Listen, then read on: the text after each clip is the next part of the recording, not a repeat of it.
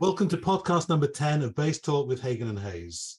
Today we're delighted to welcome the amazing and unique Gary Karr as our first guest star on Bass Talk. I first met Gary in Manchester when I was about 17 or 18 years old, so it's been a long time coming to your concerts, Gary. How old are you now? 20. About 22, I think. Yeah, I've forgotten about this. It was a long time ago. I loved going up to Manchester. It was a lot of fun. And there was always a great class to work with there. It was amazing. This was the I think late 1970s when I first heard you and Harmon, and you did a very serious first half. And my teacher Lawrence Gray, who knew you, and he said, "Yeah, the first half is always serious." And I think you played Handel and all these things. And then after the interval, that's where Gary Karr really came into his own. And suddenly it was just like it just everything just lit up. It was absolutely amazing, and it's never lost me. I have to say, I come away from your concerts so full of enthusiasm and energy, and I just think I can do anything. It's amazing. So thank you very much for your inspiration across the years. David, you're too kind. You know, I sort of patterned my recitals after the New York Philharmonic in the 1940s, and I don't know why they broke away from that. But in the 40s, the Philharmonic always did first half meat and potatoes. After that, then there was the soloist usually, and then they would always end the concert with my great friend Wilfred Josephs, who called it envoi, something that made people smile and walk away feeling good, and that was essentially what they now call the Pops concerts, which is really weird. So it was a great combination. And now everything has got, well, I think they're coming back to it again. But when I started doing that and adding humor, I was criticized quite a lot for that, even by my colleagues, because they felt that I was doing an injustice to the bass by adding humor to it. But, I'm a funny guy. I mean, why not share? And beside, I'm playing ridiculous music. And why not enjoy the fact that it is ridiculous? I mean, when I got known for playing the Paganini quite a lot. And when he performed that, he would have a stagehand come out on stage with a giant pair of scissors and cut 3 of the strings off his violin, leaving him with only 1 string. And that's how he used to perform it. I mean, if that isn't a circus act, what is? And if that didn't make people laugh, what did? So, might as well have fun. Yeah. So when people would criticize I love the format of serious and then a little intermission and then really fun stuff, and the last piece being something that really has everyone leave the concert hall joyful and excited. How do you deal though when they criticize that idea or anything? How would you handle that? Because it never seems to have gotten you down. You kept going, and it's just amazing. Well, I always felt that, well, first of all, I mean, I heard the criticism and all, but it's me, and there's nothing I can do about it. That's my nature, and so I figured, well, really, it's not my problem, is it? It's really their problem. If they can't deal with it, that's it's okay. I mean, I actually lost dates because of that. I was there were places where I had performed, and then there was a request to have me back, and the manager of that series said, absolutely not. We're not going to have a buffoon come back to us. He doesn't know stage decorum. Oh my goodness. I think that you're one of the most fun and exciting performers, and that's just such a gift. Such a gift. And you've got Thank you for that.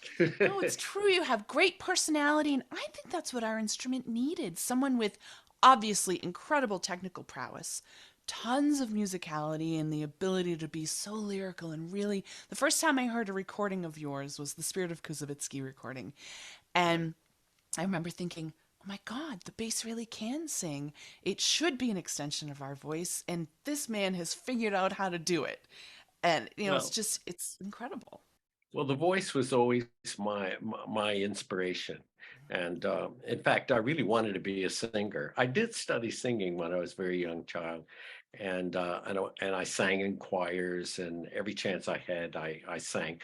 And then I sang to the public. And I was and after I finished, and while I was singing, everybody cried. But the only problem is I was singing happy songs. Oh no. so so I decided, that I think there's a hint there. So it's better. So I turned my bass. My bass became my voice, and actually I identified with it all through my playing as my voice. It's I feel so much oneness with the instrument, and it breathes like a singer to me, and that's the way, I think the greatest joy I have in playing the bass is singing through the instrument, much more than the technique and everything. I just love to sing. I love melodies. Yeah. And I was lucky as a kid because I in growing up in Los Angeles, I studied with Herman Hagen, who was with the New York Philharmonic, and he moved out to Los Angeles, retired there, and then became the main teacher there. I mean, Charlie Mingus studied with him, and all these jazzers and all the Los Angeles Philharmonic people studied with him. And I mean, he was quite the amazing teacher. And when I started studying with him, he was already in his late 80s, and he had transcribed so much music. I mean, there were piles of it that he wrote out by hand, and a lot of it was absolutely unadulterated schlock. And and because I was a quick learn, he gave me a new piece every week, so I had to learn a new piece every week. And these schlock pieces, I figured, I didn't really know they were schlock at the time. I just thought, I'm going to put my heart and soul into all of it. And it was, I think, through playing schlock that I developed this lyrical approach to the instrument. So I was lucky to have all that music to begin with.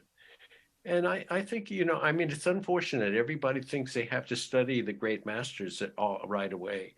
But I think that there's a big advantage of studying pieces that are just basically lyrical. I mean, there's a lot of opera that's absolutely schlock, and but I love it. I mean, everybody loves these melodies, and so why not play it on the bass? Yeah. Right. Yeah. One thing that inspired me, Gary, was that you commissioned so many pieces for bass. It must be hundreds and hundreds now across the years. Do you remember the very first piece you commissioned? And do you have memories of some of the happy commissions? Well, that was an amazing thing. I'm happy you asked that question because the first piece that was actually written for me, I didn't commission. I didn't even know the composer. And this was such a thrill because I had produced my first recording when I began my career. That was in around 1962, I think it came out. And it was with a small company in New York called Golden Crest.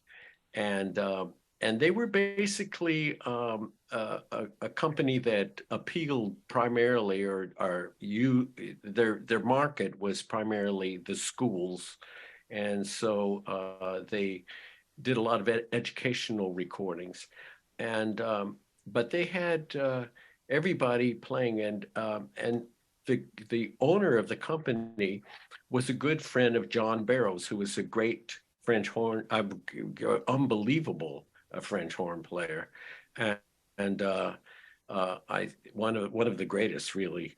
And he recorded for them, and he had a friend who had written music for him by the name of Alec Wilder. And Alec Wilder was probably best known at that time as a pop composer. He had written for Frank Sinatra and all the top jazz singers, and but he was also loved to write classical music, and he was determined, like Hindemith, to write something for every single instrument. And he told that to his very dear friend John Barrows, and and I had just made that recording. So Barrows said, "You've got to listen to this. This is a bass. Why don't you write for that?" And he did. And then he sent me the music, and I Wow, couldn't I believe didn't it. know And that. I saw on my first debut recital in New York Town Hall, I included the premiere of his sonata, the Alec Wilder sonata. What a Wow. Yeah. compliment to have a complete stranger that you don't know, you've never met, write a piece for Yeah. you. Isn't that nice? I mean, that's why I wanted to tell you the story, because it was overwhelming. I mean, it was one of the most thrilling things that ever happened to me. Oh, Yeah. absolutely. And commissioning works were a big problem, because here I am, I've already told you, I love lyrical music. I love melodies.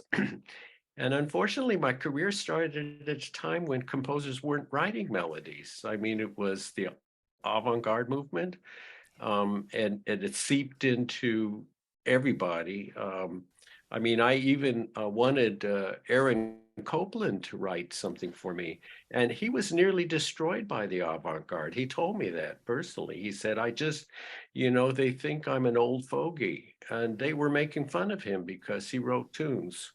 And so I begged him. I said, "Well, how about if you take one of your old pieces," and gave it to me. So he gave me the violin sonata that he wrote, and we worked it together and made it for the bass, and it really sounds good on bass, actually. I And heard you it's play got, it actually. yeah, it's You got did. some nice tunes in it. Yeah, it's a great piece. Yeah, yeah, Yeah. I feel the same way. I would rather play Nessun Dorma than something that's yeah, what my mom and dad, who are both musicians, would call it blip bleep music. They grew up in that era, and they respected it, but I just would love to play something you can sing. It's yeah, just fulfilling, I think. yeah. Now, when you were younger, like a kid, like just starting out, did you enjoy practicing? Were you like rushing over to the bass to do it? Did you have to be encouraged? What was that like? Well, I think like all kids, I had to be encouraged to some extent, but boy, was I ever lucky. My family came over in probably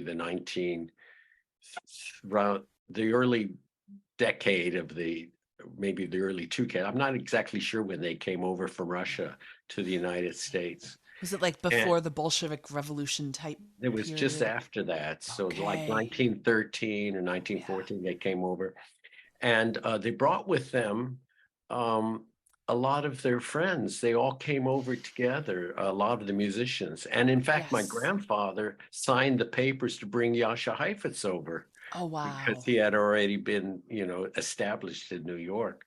And and one of the people that came over with him, or actually he did a more circuitous route, but he finally ended up in the United States, was the man named Yuda Demonstein, who is a bass player in Russia. As my grandfather actually studied the bass and the trumpet, and he Oh. became better known as a trumpet player, but he did do bass work too.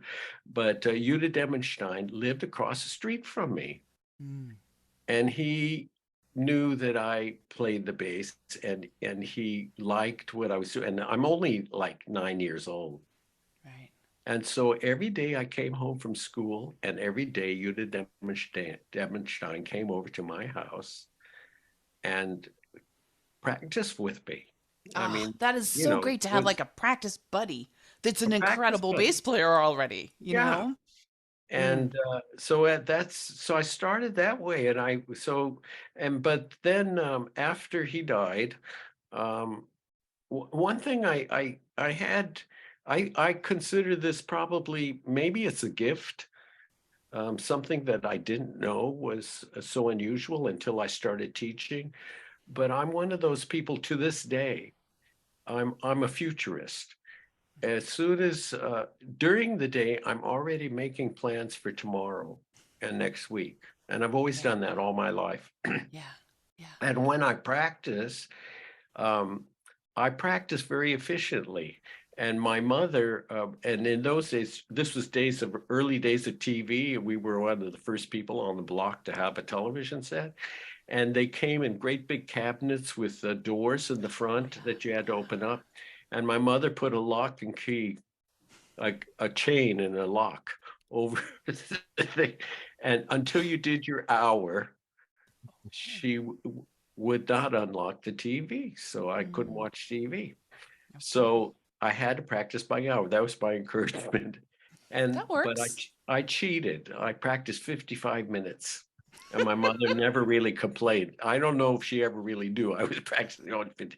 But those 55 minutes were really organized. There was never a moment of silence. And there was never a moment where I wasn't thinking about what I was doing and following an agenda, a routine that I had already planned the day before. And as soon as I finished practicing, during the day, I would be thinking about what I'm going to do the next day.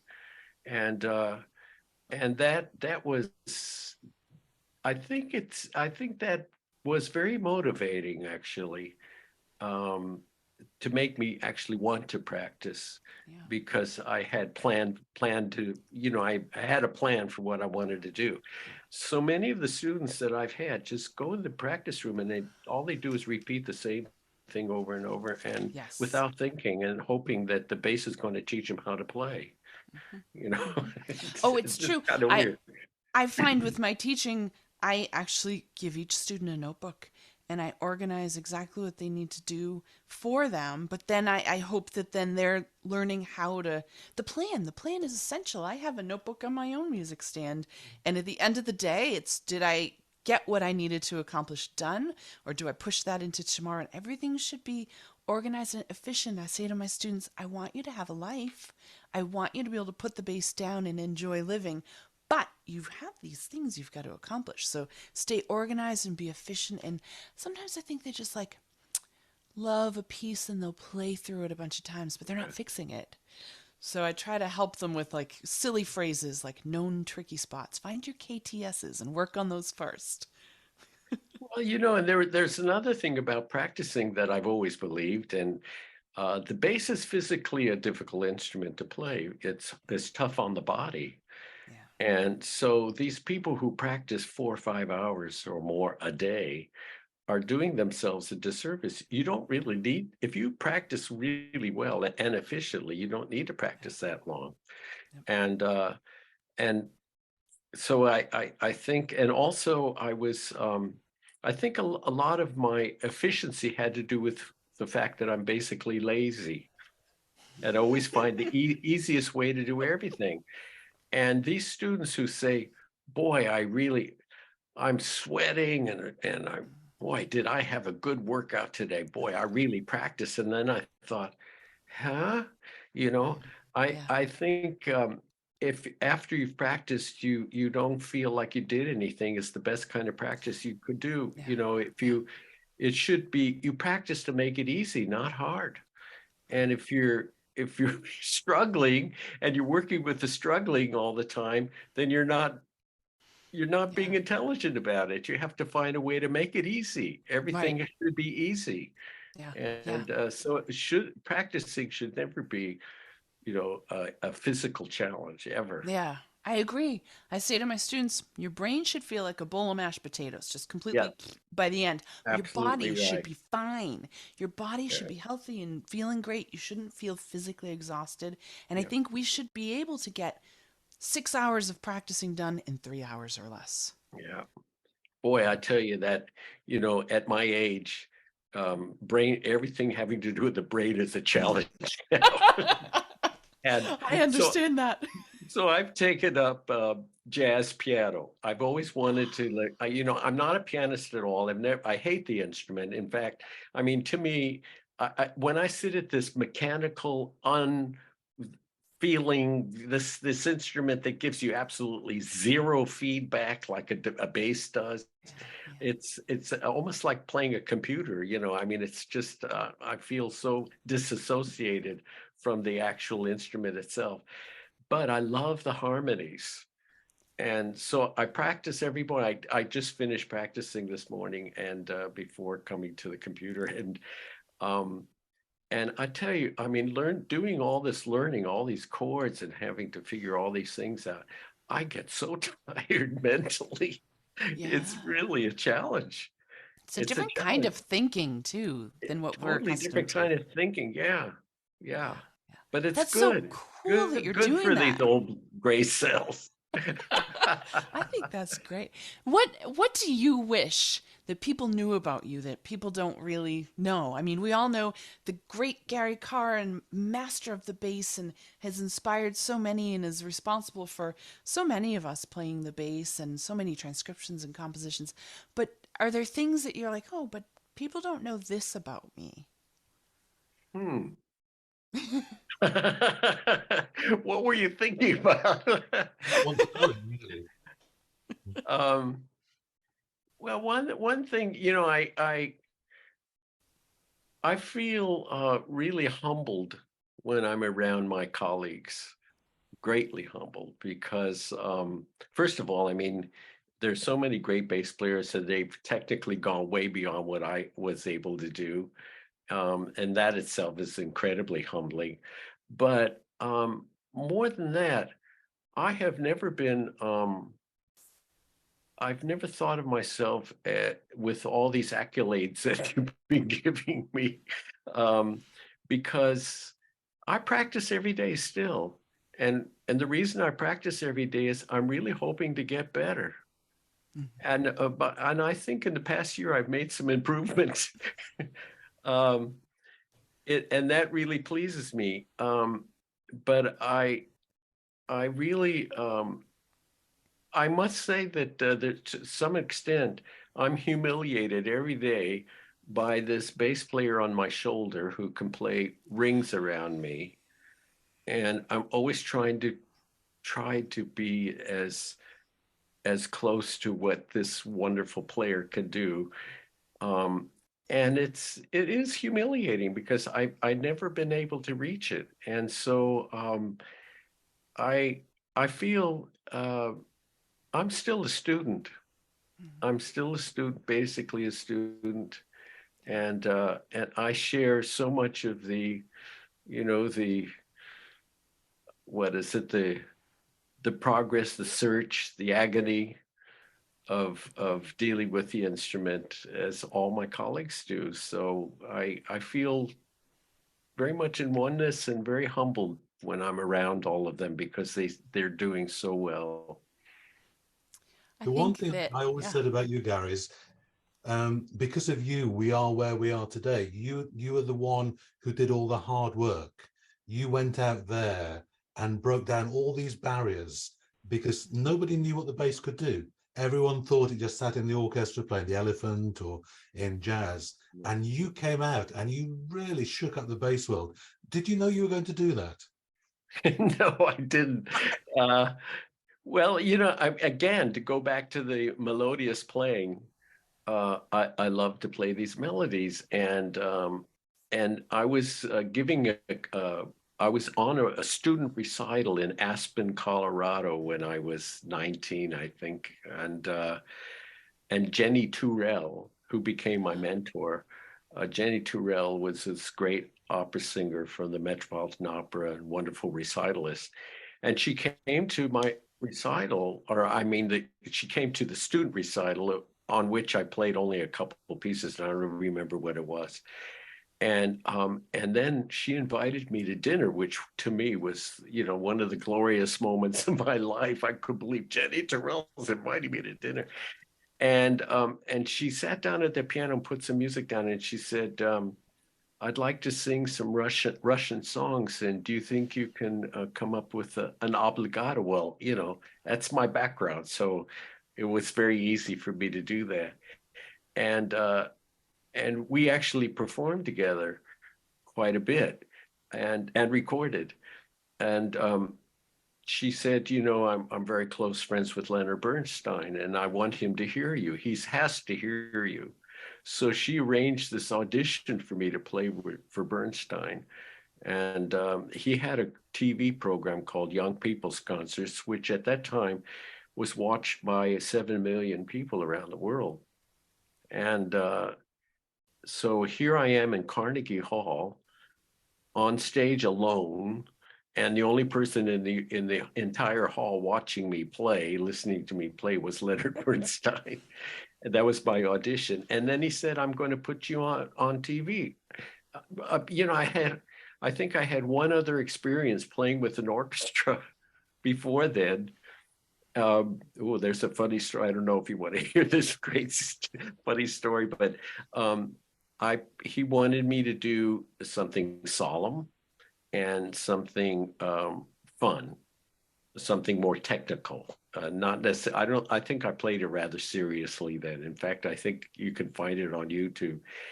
So I played the Bloch Prayer, and I got the orchestration from one of my coaches named Alfredo Antonini, who was Toscanini's rival, because Toscanini was NBC and Alfredo Antonini was CBS networks.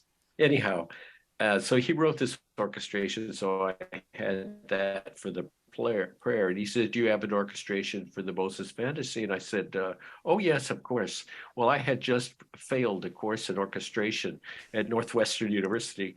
I didn't. I actually got a C, but the guy wanted to fail me, and the dean said no, because I skipped all the classes because, you know, he would say, you know, you have to know the range of an oboe and you have to know the range of a clarinet. Well, I lived in the orchestra. I played in a million orchestras when I was a kid, and I didn't have to know what the limits were. I could hear it in my head. So I skipped a lot of, so I found his classes really boring. And so I lied to Bernstein, and then I went home and wrote the orchestration. And he said, he didn't know that I had written it. And he said, "I'd just like to see it and see if it's okay." And so I submitted the score, and he said, "Fine, we'll do it." So I wrote my teacher at Northwestern University, and I said, "Please tune in to NBC, blah, blah, blah, on such or such a date, because the New York Philharmonic is premiering one of my orchestrations." Oh, that's excellent. But anyhow, the reason I told you that whole story is because that started. I mean, what, you know, today you have all the social networking, and but in those days, you know, TV was your only chance to really, if you could appear on TV, you could really make a career. Sure. And that really launched it for me. I mean, until then, I really had no aspirations for being a soloist. But once that happened with the New York Philharmonic, then all these I got all these people wanting me to come and play. So that's how it started. Yeah. That must have been an amazingly. Did you know, like, going into that concert, how big this could be for you and the double bass, and you and the double bass together? Or did it just seem like, oh, neat, this is going to be a fun moment? I think I was nervous as hell. I think, in fact, I think I wore rubber underwear just in case. Now, what would you do when you were nervous before a performance? Because I think everyone gets nervous, right? And we try to pretend we're not going to, and we try to focus the adrenaline into something positive. But how did you cope with it? Because I think people would be amazed to hear that Gary Karr was ever nervous, you know, because of who you are. I have always been nervous before every single concert, every single one. I've just been a wreck before. And in fact, and the reason is because, you know, of the damn bass player on my shoulder. He's going to make fun of me if I mess everything up, you know. And I was always worried, am I going to do well? Am I prepared enough? You know, and, you know, all these things go through my mind. And there was a chap, a medical doctor, who wanted to do some research he had done a lot of work with athletes, and he wanted to see, well, what do musicians do? And here I'm playing a physically challenging instrument. So he figured, well, that's a good, this is a great guinea pig to try this experiment. So he hooked me up with these electronic things on my arm and chest and so on, basically to monitor my heart rate. And so I'm standing backstage ready to go on, and it's just beating like crazy, way up there. And I walked out on stage, and I'm nervous as hell. And I put the bow on the string and draw a sound, and my heartbeat instantly goes from a high heartbeat, a fast heartbeat, down to something between 55 and 60 beats per minute. Wow. Instantly. Wow. Yeah. And the only explanation I have for that is that I love the bass so much, and I love that feeling of the bow drawing across the string. It's just, for me, it's just, it's like eating chocolate. Yeah. And it's home. It's home. And as soon as I did this, I felt, well, I'm singing now. And I just, kind of went into my own bubble. Mm-hmm. And there I was just playing. And you're able to ignore that bass player on your shoulder while you're in that moment. Pretty much, yeah. Yeah, that's great. Pretty much. One time in a workshop, and I talked about these two angels on either shoulder, the good angel and the bad angel.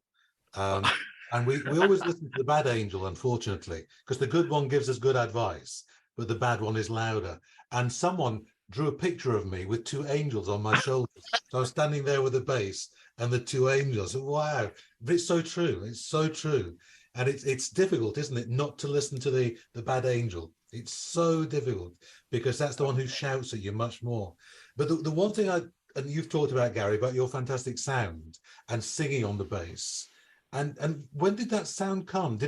Was it there almost from the start, or did you develop it, or? It was there from the start. In those days, we didn't have, when I began, there wasn't such a thing as a tape recorder. It was done with wire recorders. Wow. And so they recorded me, I think, when I was 9 years old, and the sound was there. It never changed. Amazing. That's absolutely amazing. Yeah.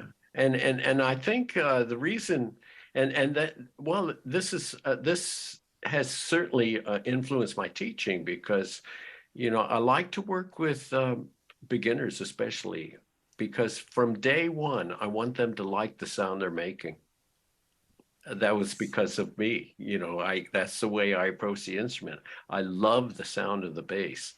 And of course, I had Koussevitzky's recording to support that, because he produced such a beautiful sound on the instrument. Yeah. And I wore that recording out. It was quite an influence on me. Yeah, that's amazing. Yeah. I always told when I did my first press conference in Japan, when I first went there in 1980, there were I think were 90 different magazines. There were, they devoted a lot to classical music in those days. Yeah. And so they were present at this press conference, and they said, well, what attracted you to the bass? And I said, well, chocolate, I said. And they said, why chocolate? I said, because if chocolate could sing, it would sound like a double bass. And if you try to describe chocolate, that's the way I think of the bass sound. It's dark, it's warm, mellow. It's sweet. I mean, all these wonderful adjectives that describe chocolate perfectly describe the bass. So for about 10 years, so all these 90 magazines all wrote this all over Japan. So whenever I played recitals, believe it or not, people would come and give me chocolate afterwards. And I usually had about I took to the hotel usually about 8 to 10 pounds of chocolate a night. I thought that was the greatest gift I ever got by playing. I love A that. tough life being a musician, isn't it? It really is. It's It's wonderful. amazing. Yeah. So, did you ever work with Bernstein after that? Did you ever think of asking him to write a piece for you? I did. Mm. I met with him. Well, we became friends, and I did. I tried numerous times to get him to write a piece, and he kept saying, "Yes, yes, I will." But one, toward the end of his life, and I kept prodding him to do this.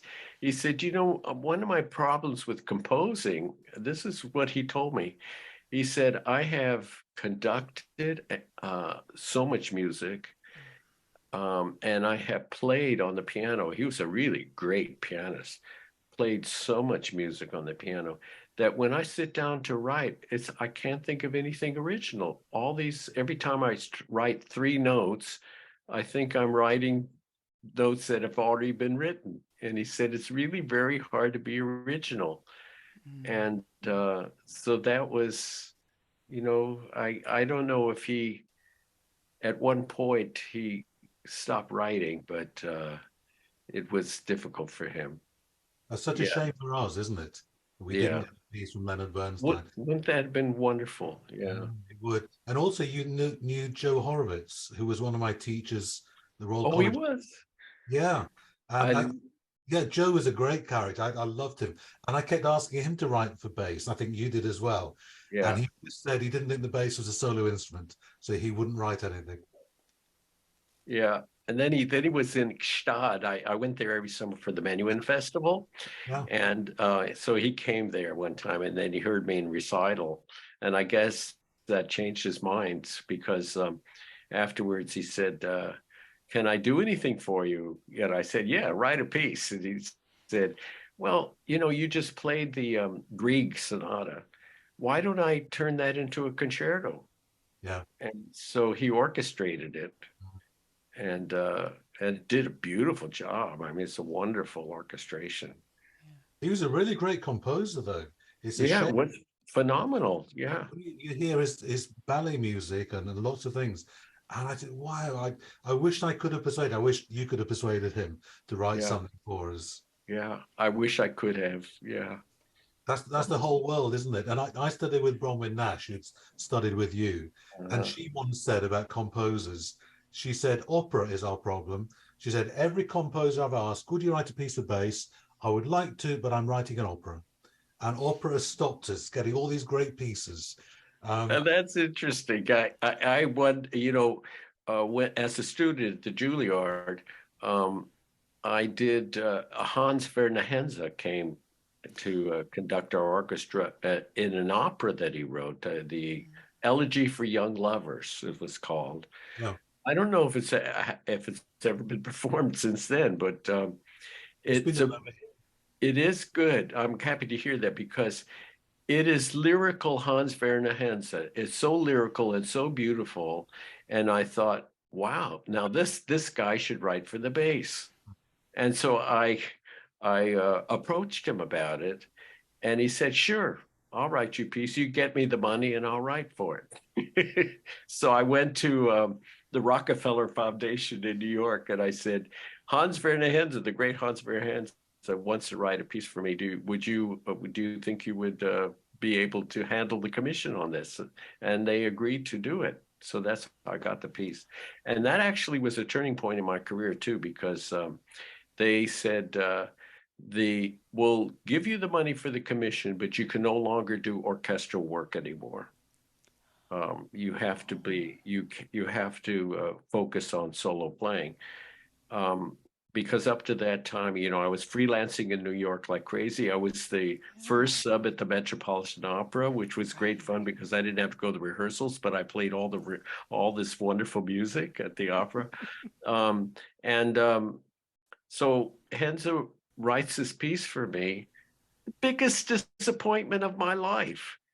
There's no tunes, I mean, not really. all this, the elegy for young lovers wasn't present in this piece at all. And I don't know what he was thinking about when he wrote. Well, I know what he was thinking about, but I don't want to share that either. But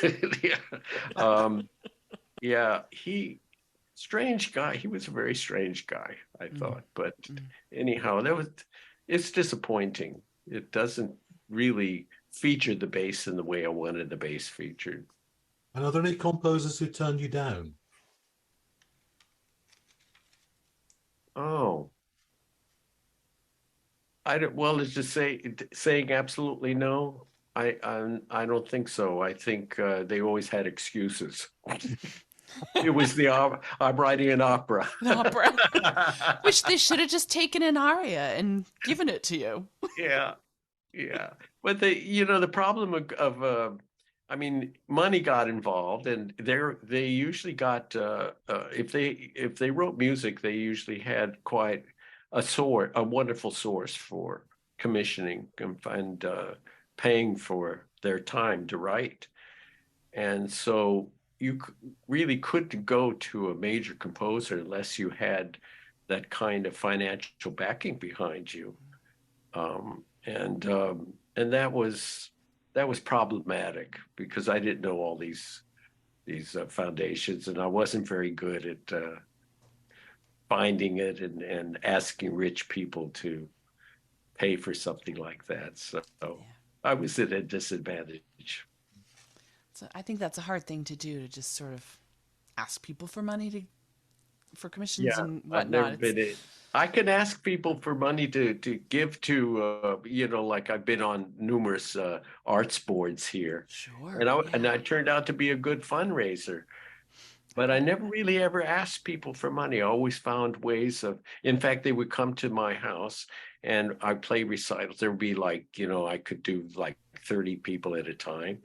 And these organizations would invite people who they thought could be potential donors. And I said, the rule is that when these people come to the house, you do not ask for money. They all know why they're there.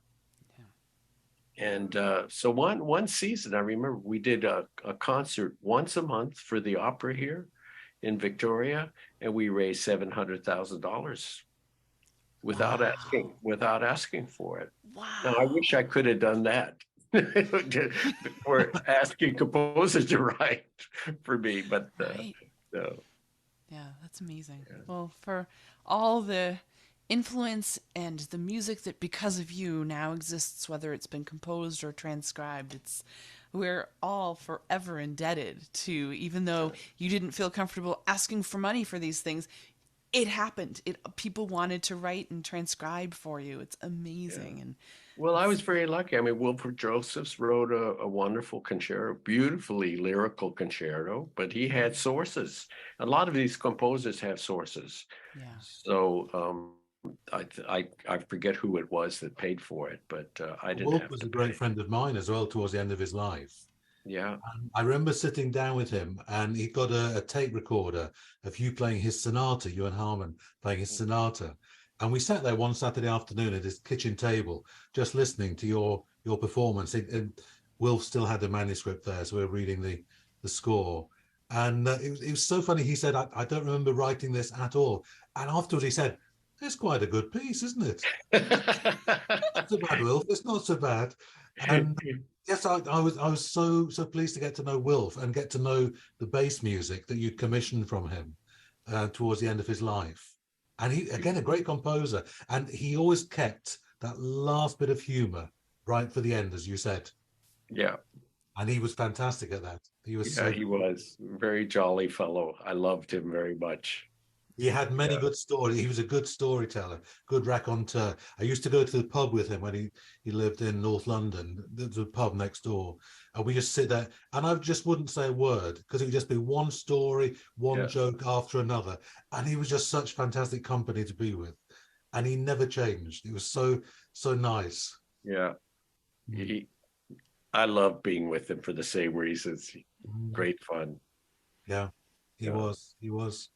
Yeah. And did you think, or when you look back from your career now, are you quite astounded at what you've achieved and what you've done and how things have changed because of you? You know, that's an interesting question. You know, Harmon and I were very different, Mm.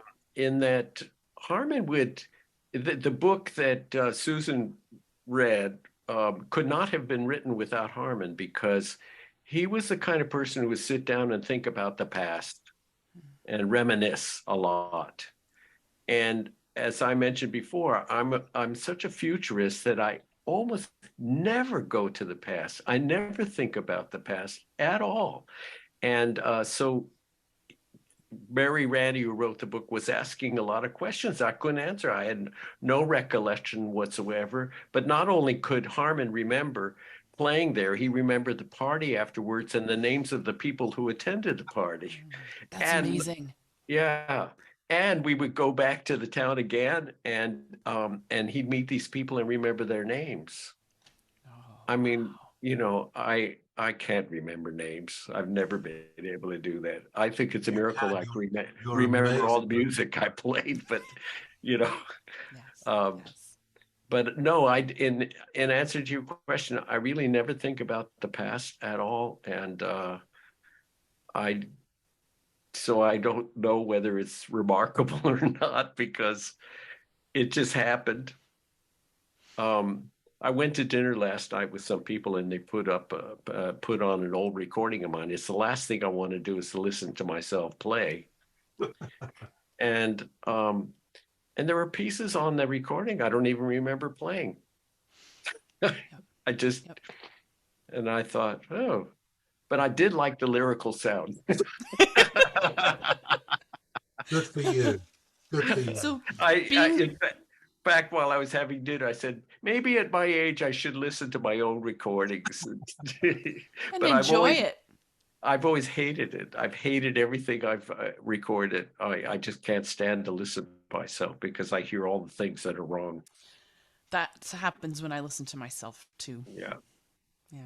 yeah. So being such a futurist, what do you have lying ahead for your future plans? Do you have things that you're planning and looking forward to?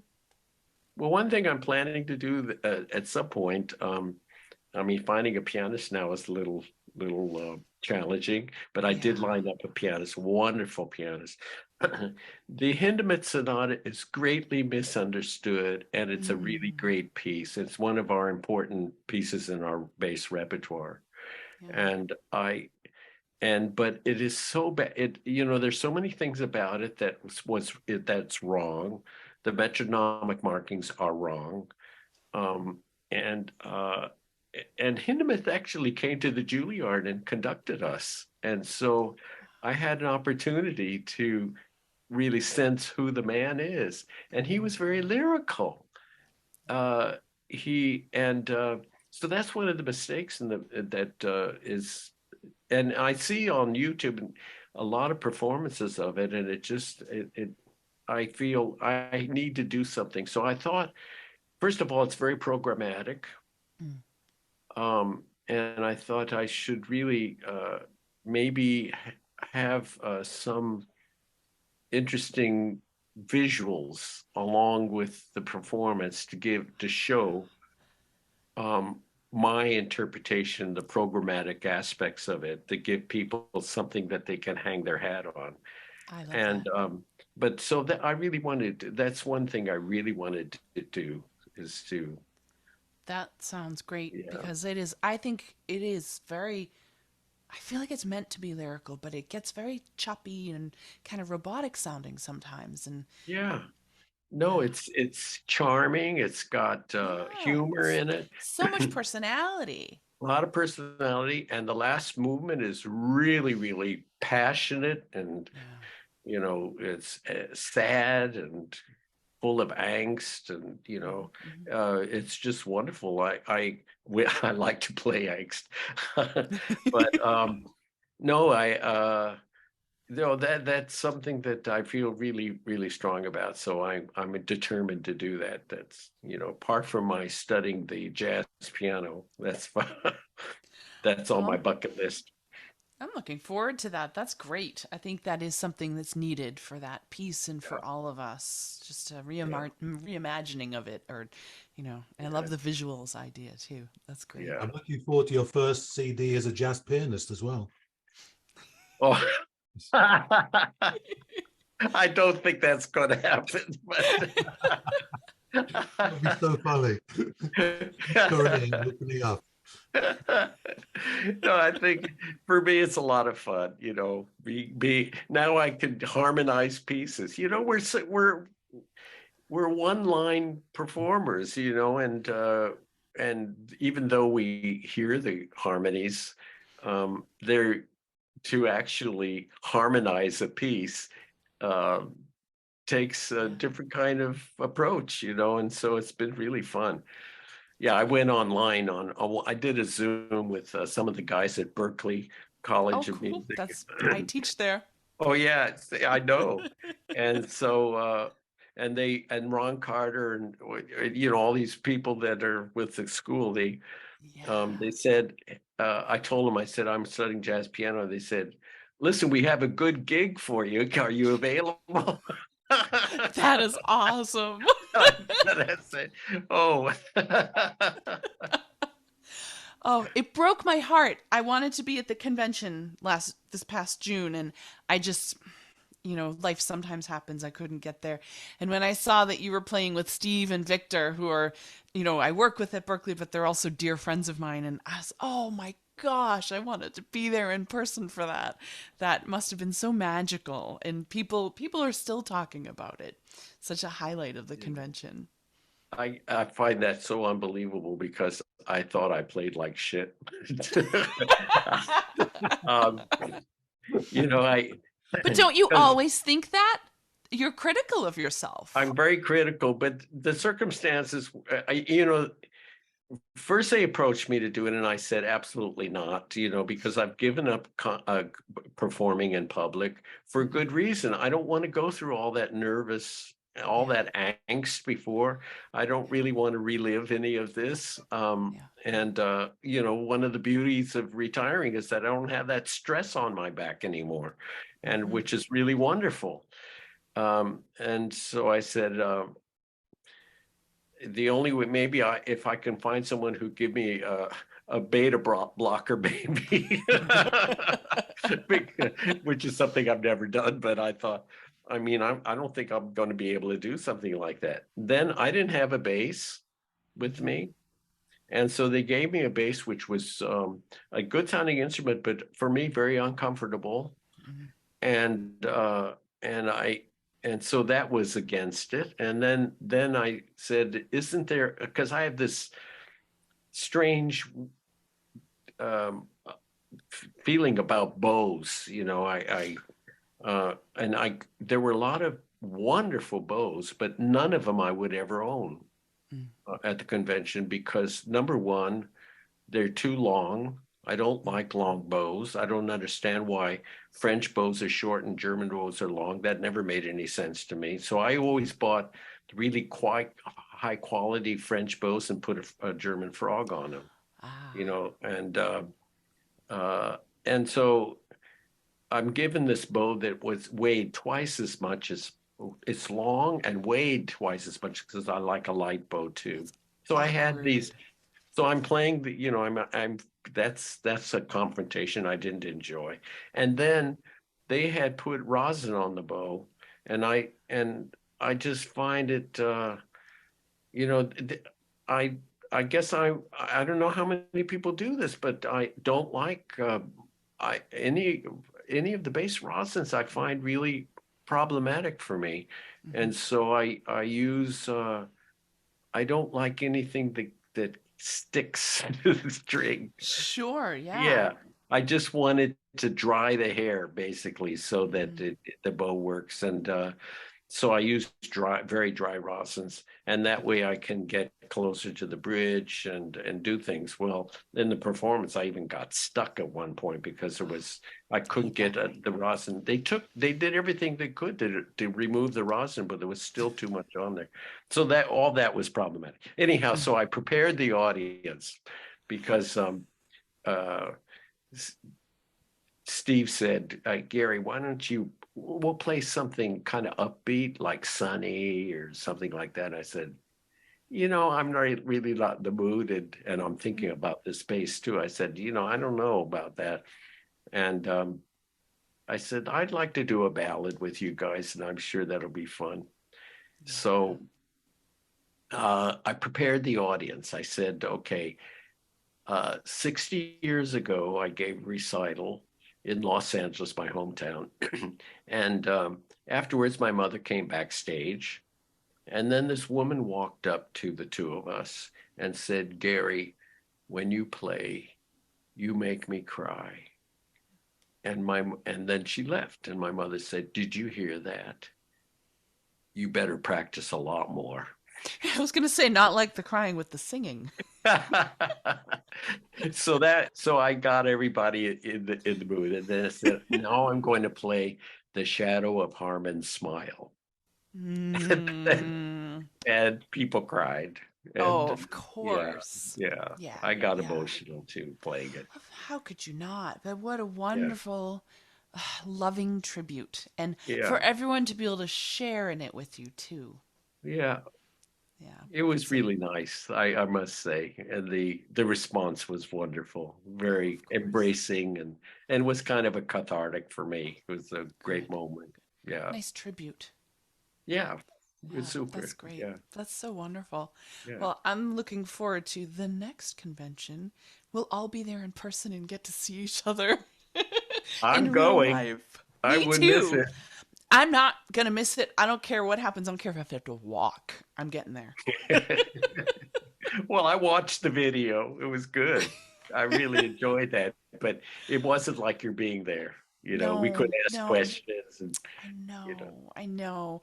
So next time, and maybe David and we have some plans for some more duos and things. So. Good. It'll be good. It'll be good. So that'll be something to look forward to. But just to have you here with us today and sharing some stories, it's such a treasure. And thank you for taking time out of your life to share with us. It's just, I feel so blessed to be able to do this. It's really nice. Well, thank you for that. That's really sweet. And I have to get into the garden, I tell you. We've been having very warm weather for Victoria, nothing compared to the rest of the world. But I mean, it's not hot here, but it's unusually dry. We haven't had rain for 18 days. So, so I'm doing a lot of watering, and gardening is second to the base. Gardening is my next passion. Oh, that's nice. And then the next to that is my trains. Oh, I love trains. I love trains, and I have them in the garden. I have 5 trains running around beds in the garden. Oh, beautiful. And then the other thing I love is clocks and watches. So, I'm making up for a lot of lost time because I'm a mechanical idiot, and I really want to learn all about this. So I'm learning how a clock operates and take it apart, put it together again, and do all these things. Learn how to work a lathe and things like that. So my parents would never. Oh no, you can't do that. You're going to hurt your hands. So yeah. That's one of the problems of growing in a musical family. Right. Yes, I wanted to play volleyball, but it's going to hurt your fingers, so I didn't. And it's amazing that my father, he put up with me, but my father was an athlete. I mean, he wanted to. There's a great baseball team here called the Cardinals, and he was offered a contract. This is probably in the 1930s. And he was the last born in a family of 8 children, and he had to support his mother, and they didn't pay enough. Not then. Now they would. So he couldn't. And so did he follow baseball when you were a kid? Did he keep watching it? No, I don't like sports. That's what my problem. My father, I was the biggest disappointment ever because I was a fat kid, and nobody wanted me on their team, and I was very unathletic, and so my father, was disappointed, to say the least. Sure. Well, it's, you know, you didn't have that common bond because he was in sports land. So, Yeah. but I'm But sure, he supported my musical endeavor for sure. yeah, I'm sure you Yeah. made him proud in his own way, even if he Yeah. scratched his head and said, "I said baseball, not bass." Yeah. Well, I was surrounded by bass players as a kid because my grandfather played and my uncle played and my cousin played, and my father, in desperation, studied the bass Oh wow. during the Okay. war. So he played in USO bands, Perfect. you know. And I Yeah. remember playing pizzicato was a big problem. It hurt his fingers, Oh, and you know what he used to do? I mean, I'm thinking about it, it's probably the most dangerous thing you could do, but he put embalming fluid on his fingers to harden my them up, harden yes, them up. my brother-in-law's dad had friends that were Polish, and they had friends in a polka band. And when I first met him, he said, "Oh, you play bass? I've got embalming fluid you could use for your fingers so that you don't get calluses." And I thought, "Oh dear God, no!" But it Yeah. was in the polka bands around the Boston area. That's what the guys did with their bass playing fingers. Oh yeah, we did, horrible things. I remember going to the pharmacist and buying xylene, which is if you inhale it, it's carcinogenic. It's terrible. Jeez. And that's how we cleaned our instruments. And Oh, oh yeah, wow. Yeah. yeah. Happy memories. And I Well, believe, and we did all weird things. I mean, um, I played on gut strings most of my youth, and I always had a a nut. What do you call it? It had oils in oh, it. The for the biggest, oil. yeah, and Yeah. always had that nut on my stand. Oh my And gosh. then after every practice session, I wiped all the strings with the nut to put the oil back in. Oh wow. Otherwise they would unravel. Yeah. Yeah. Yeah, Oh, gut strings are a whole well, other beast. yeah, Yeah. Yeah. yeah.